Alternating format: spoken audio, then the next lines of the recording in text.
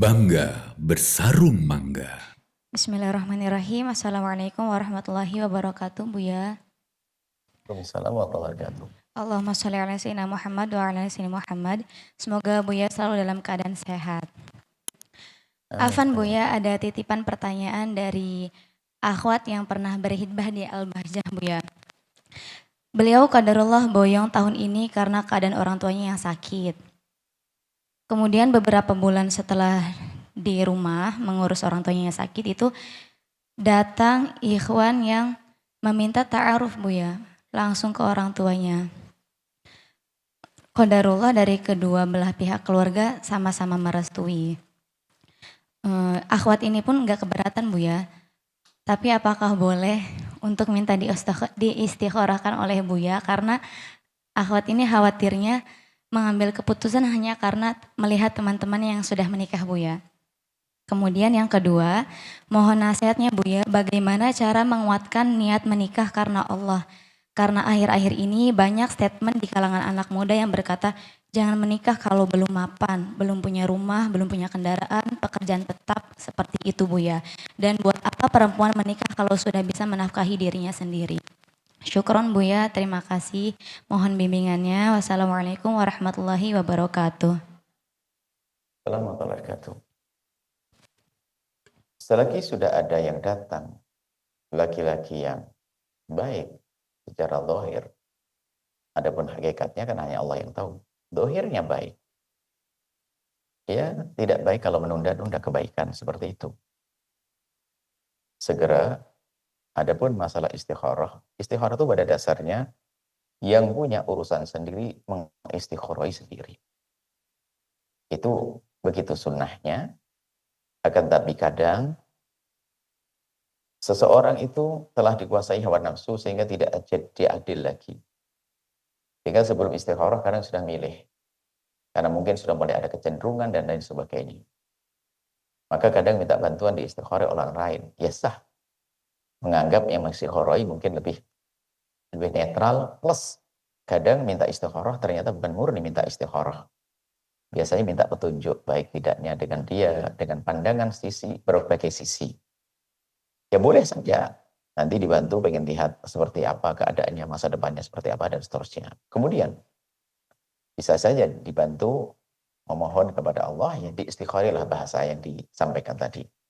Bisa. Kemudian, persiapan menikah, subhanallah. Itu ada kalimat-kalimat mengerikan. Perempuan kalau sudah bisa bernafkah, ngapain juga menikah? Innalillah. Itu pasti keluar dari perempuan yang, mohon maaf, itu mentalnya yang sakit. Semua wanita normal yang sehat, maka dia rindu untuk mendapatkan pasangan. Makanya kalau Anda ingin dengar, dengarlah orang yang sehat. Jangan dengar orang yang sakit. Karena dia sakit, barangkali memang dia punya masalah secara pribadi. Kemudian setelah itu dia ingin menjadikan orang lain sakit kayak dia. Jangan menikah. Oh, dia memang tidak menemukan kerinduan untuk menikah. Atau dia tidak bisa menemukan kebahagiaan dalam menikah. Apakah di saat seseorang tidak bahagia dalam menikah, lalu mengajak orang lain untuk tidak menikah? Itu sebuah kesalahan. Maka Anda yang cerdas sebagai wanita. Itu omongan yang tidak benar. Kemudian, kalau dari kalimat, kalau sudah bisa mencukupi dirinya sendiri, tidak mencukupi nafkah sendiri, ngapain menikah? Subhanallah. Seolah-olah hidup itu hanya urusan makan saja, seperti kambing. Bukan sekedar urusan makan, akan tapi ada. Senang untuk berbincang dengan yang halal, urusan syahwat fitrah yang Allah berikan kepadanya. Belum lagi nanti kadang bicara keturunan dan lain sebagainya. Biarpun seandainya tidak punya keturunan pun, ada keindahan di dalam hubungan suami istri. Nah itu pertanyaan atau seperti itu yang mengatakan nggak perlu menikah kalau kita sudah bisa mencukupi diri. Itu adalah bukan dari orang yang sehat. Maka doakan dia biar sembuh. Dan kalau memang Anda orang yang seperti itu, Anda punya penyakit semacam itu, Anda datang ke psikolog. Supaya dibantu Anda. Sehingga omongannya menjadi omongan yang benar. Jangan sampai memprovokasi, mengajari orang untuk menjadi sengsara seperti dia. Mengatakan tidak perlu menikah. Menikah begini ini. Bagaimana? Ada kan pernah pertanyaan juga. Gerakan anti punya anak. Nah, pokoknya kita pengen nikah tapi dengan catatan tidak boleh punya anak.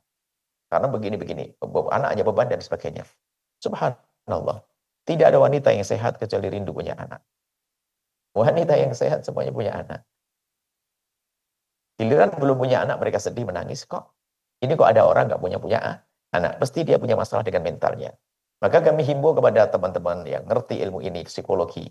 Anda harus murah ilmu kepada mereka-mereka untuk berikan wawasan, pembekalan. Karena dia sakit.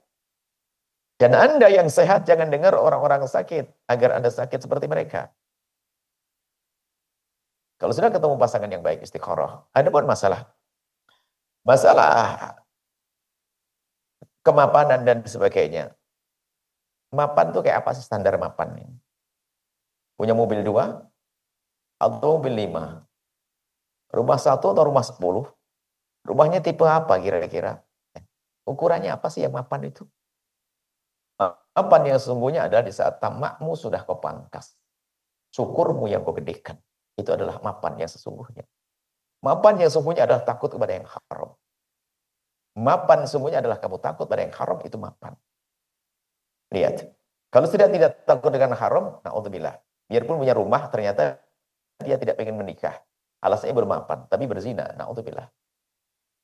Maka di saat Anda semakin takut kepada yang haram, maka akan termapankan sendiri.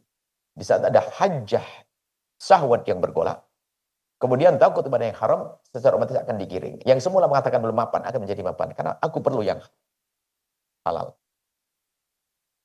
Nah, kemudian kalau seandainya sama-sama tidak punya uang, tidak punya penghasilan, belum punya penghasilan, pun semuanya juga sama-sama makan kan. Cuman bedanya kan sama-sama makan. Mohon maaf ini masalah halal haram. Ada seorang perempuan, dia nggak punya penghasilan juga. Sama suaminya, penghasilannya pas-pasan banget. Tapi dia suami istri. Atau seorang perempuan saja, seorang perempuan, dia punya suami, cuman sayang nasibnya penghasilannya sangat kurang. Yang satu lagi perempuan, sama, nggak punya penghasilan, tapi nggak punya suami. Beruntung mana kira-kira? Ya beruntung yang pertama. Biarpun nggak punya penghasilan, tapi punya suami. Ini sudah nggak punya penghasilan, nggak punya suami. Nah, pikir cerdas kan praktis begitu. Ini ada temannya kalau jalan, ada temannya mau kerja, ada yang nganter. Ini enggak. Maka semakin orang takut pada yang haram, semakin mudah mencari yang halal. Tapi kalau mencoba mencicipi yang haram, halal semakin jauh. Baik, jadi kalau memang sudah hajat, kejualah. Kita sama-sama makan sendiri, cari makan sendiri ini. Biarpun ini adalah mungkin seperti tidak normal. Tapi bagi orang yang takut kepada Allah, itu biasa. Mungkin seorang perempuan berkata, abang, yang penting kita halal, sudah. Masalah makan, penghasilanmu kau makan, penghasilanmu makan. Daripada kita dengan haram, oh ini tahu iman. Kemudian juga, untuk menjadikan orang cukup itu biasakan dengan kesederhanaan. Hindari kesombongan, action, kesederhanaan. Orang biasa dengan sederhana, kaya sebelum kaya. Akan tapi kadang orang hidup mengikuti gaya hidupnya orang lain. Orang beli ini, ikut beli, orang beli ini, terseksa hidupnya. Gengsi. Jadi biasakan dengan sederhanaan. Setelah itu Anda akan menjalani hidup dengan nyaman. Sebelum kaya, Anda sudah kaya. Tidak dikuasai oleh tuntutan ketamaan. Rizki sudah Allah atur, yang penting Anda berusaha. Ada orang jungkir balik kerja siang malam, tetap fakir juga ada. Ada orang yang Masya Allah kerjanya hanya sedikit saja, tapi Allah berikan kekayaan, ada. Tapi berusaha tetap. Karena usaha itu adalah diperintahkan. Berusaha untuk mencari nafkah. Untuk menjadi orang kuat. Lapang rezeki, boleh sah. Akan tapi bukan berarti di saat belum mendapatkan rezeki yang cukup, lalu dia tidak boleh mendapatkan istri, mendapatkan halalan dalam pernikahan. Enggak. Mungkin seorang sangat fakir menikah. Bismillah. Karena Allah, karena takut kepada Allah Subhanahu wa taala. Wallahu a'lam bishawab.